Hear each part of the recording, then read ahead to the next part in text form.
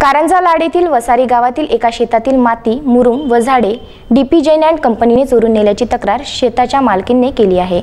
तरी तिला न्याय मिळण्याची मागणी जोर धरत आहे.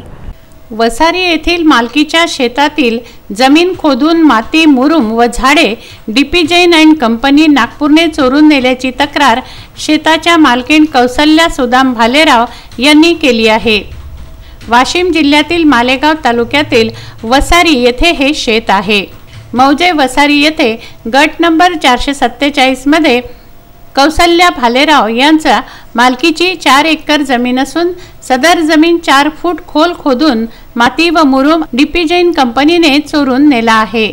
तसंच 8 बावळीचे व 2 लिंबाचे झाड सुद्धा अवैधरित्या तोडून नेले आहे असा भालेराव यांचा आरोप आहे. मालेगाव रिसोड रस्त्याचं काम सुरू आहे. डीपी जैन कंपनीतर्फे दीपक कनोजे हे काम पाहत आहेत. त्यांच्यासह सर्व दोषींवर कडक कारवाई करावी या मागणीसाठी कौसल्या भालेराव यांनी मालेगावच्या तहसीलदारांना निवेदन दिलं. या संदर्भात त्यांनी वाशिम जिल्ह्याच्या पालकमंत्र्यांना, खासदार भावना गवळी यांना तसंच वाशिमच्या जिल्हाधिकाऱ्यांना, उपविभागीय अधिकाऱ्यांनाही निवेदन दिलं आहे. कौसल्या भालेराव या विधवा मागासवर्गीय महिला असून त्यांच्याकडे शेती हे पोट भरण्याचं एकमेव साधन आहे. तेव्हा आपल्याला न विचारता, संमती न घेता जैन कंपनीने शेत का खोदलं याबाबत चौकशी करून दोषीवर नियमानुसार कडक कारवाई करण्यात यावी. शेताच्या झालेल्या नुकसानाची जैन कंपनीकडून भरपाई देण्यात यावी. माती व मुरुम नेलेली वाहनं जप्त करण्यात यावी. यासह